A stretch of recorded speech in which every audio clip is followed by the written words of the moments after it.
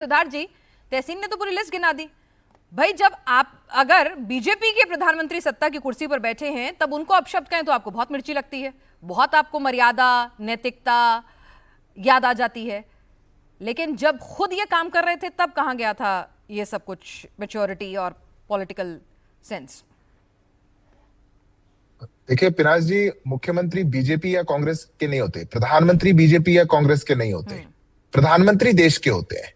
प्रधानमंत्री प्रधानमंत्री हैं।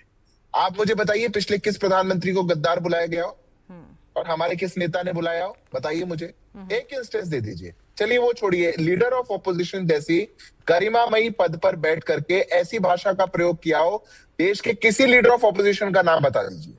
ये कभी नहीं हुआ है देश की राजनीति में।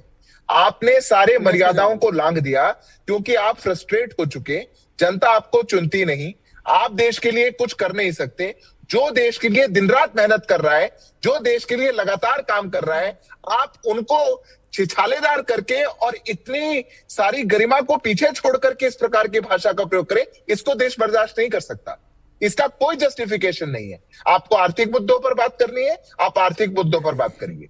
स्ट्रेटेजिक पेट्रोलियम रिजर्व 2013 में जब आप सरकार छोड़ करके गए थे, शून्य था, शून्य। जितना है वो अभी हमारी सरकार में है। आपको जिस आर्थिक मुद्दे पर बात करना हो, 2013 के अंदर 20% एक साल के अंदर रुपया डिप्रिशिएट हो गया था, 20%। कभी नहीं हुआ है उसके बाद। 2026 का वो साल नहीं है, 2013 था। पर मुद्दा आर्थिक मुद्दों का नहीं है।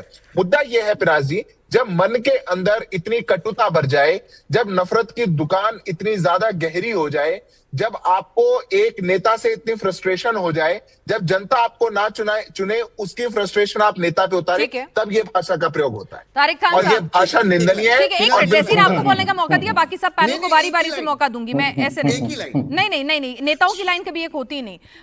यहाँ पर तारिक, जरा आप मुझे बता दीजिए कि भाई यहाँ पर फ्रस्ट्रेशन है। सिद्धार्थ कह रहे हैं कि इतनी बार हार गए हैं ना, अब विपक्ष जो है वो फ्रस्ट्रेटेड हो गया और राहुल गांधी की फ्रस्ट्रेशन बोल रही है। ये एलओपी के बीजेपी तो जीत रही है, बीजेपी तो जीत रही है लगातार। अच्छा, फिर ये राहुल गांधी जो लीडर ऑफ अपोजिशन है, जो कि शायद देश के नहीं है, प्रधानमंत्री देश के हैं, लेकिन राहुल गांधी देश के नहीं है। राहुल गांधी किसी और देश के हैं, शायद नेपाल के हैं लीडर ऑफ अपोजिशन। मेरे हिसाब से, इनके हिसाब से यही होगा। तो आप तो जीत रहे हैं, आपको तो सम्मान देना चाहिए। 2024 में संबित पात्रा कहते हैं गद्दार राहुल गांधी को, 2025 में फिर कहते हैं, बिट्टू कहते हैं टेररिस्ट नंबर 1, आपके अनिल बोन कहते हैं जीप जला देनी चाहिए। तो आप क्यों नहीं सम्मान दे रहे हैं?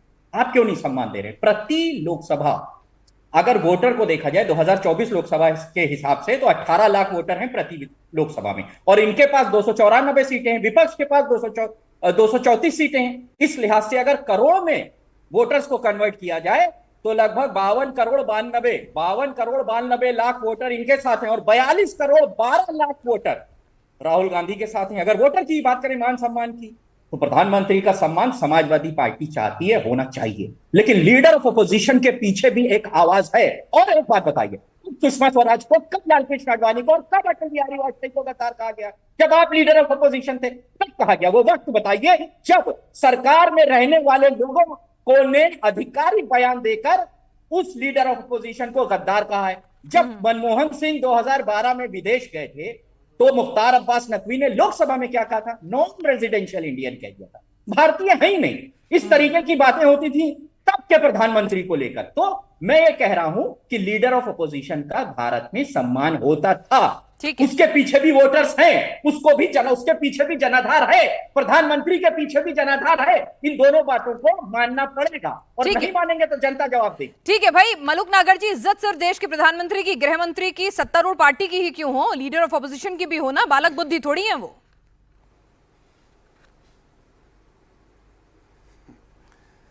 बालक बुद्धि तो आपने कहा। नहीं, मैंने नहीं कहा, मैं पढ़ देती हूँ। प्रधानमंत्री मोदी ने बिना नाम लिए किसी का जिक्र किया था 2 जुलाई 2024 को लोकसभा के अंदर।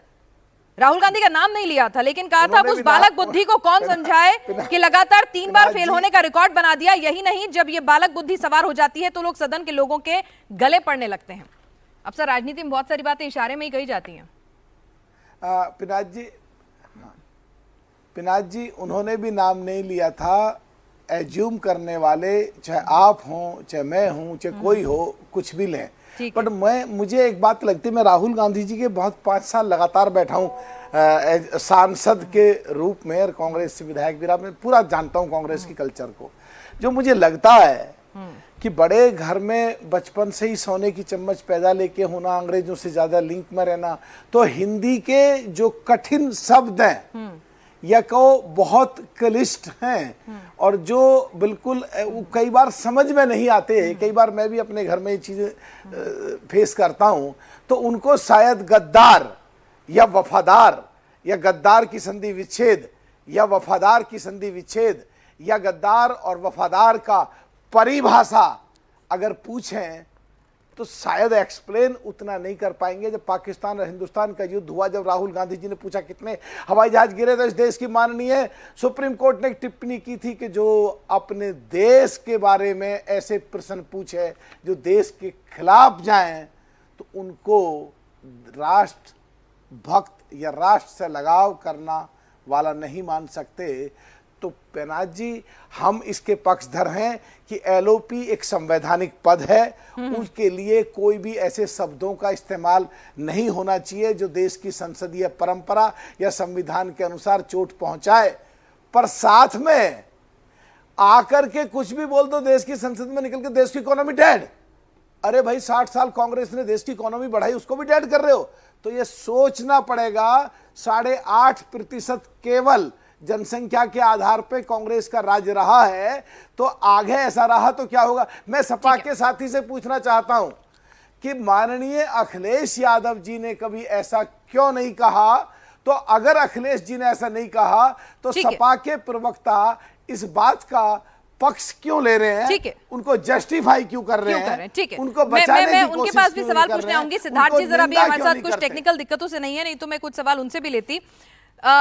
सिद्धार्थ जी हमारे साथ आ चुके हैं। सिद्धार्थ यादव जी, सिद्धार्थ जी, यहाँ पर सीधी सीधी बात है कि भाई क्या ये कंपटीशन चल रहा है कि तुम हमारे नेता को कितना कुछ अपशब्द कहोगे, हम तुम्हारे नेता को कितना अपशब्द कहेंगे, क्योंकि अगर रिकॉर्ड खंगाला जाए तो लिस्ट बहुत लंबी है। नहीं, खंगाल लीजिए पिनाज जी, जितना रिकॉर्ड निकाला जाए निकाल लीजिए। मौत का सौदागर किसने कहा था, नीच किसने कहा था, औरंगजेब किसने कहा था, बड़े बड़े नेताओं द्वारा। संवैधानिक पद है देश के प्रधानमंत्री का। देश के प्रधानमंत्री विदेश में जाकर के स्ट्रेटेजिक डील्स करके आ रहे हैं, एमओयू साइन कर रहे हैं, उनका उपास बना रहे हैं। ये किस लिए? क्या करें प्रधानमंत्री? देश के लिए ना काम करें, देश के लिए कोई डील ना करें। हम स्ट्रेटेजिक कॉरिडोर की डील साइन करने जा रहे हैं, हम यूरोप के साथ नए संबंधों का आगाज कर रहे हैं, इटली के साथ 20 बिलियन यूरो के ट्रेड की बात कर रहे हैं, 14 बिलियन यूरो पर है। आप देश में मजाक बनाएंगे, मखौल बनाएंगे, किस लिए? मुझे इसका कारण नहीं समझ में आता। और कौन? राहुल गांधी जो मंच मिलेगा भारत को गरियाने का काम करते हैं। जो मंच मिलेगा, चाहे विदेश का मंच हो, भारत का मंच हो। लीडर ऑफ ऑपोजिशन का बड़ा अभी बखान कर रहे थे, लीडर ऑफ ऑपोजिशन ऐसा बड़ा होता है। जिम्मेदारी भी होती है कुछ लीडर ऑफ ऑपोजिशन की, वो जिम्मेदारी का निर्वहन करते हैं।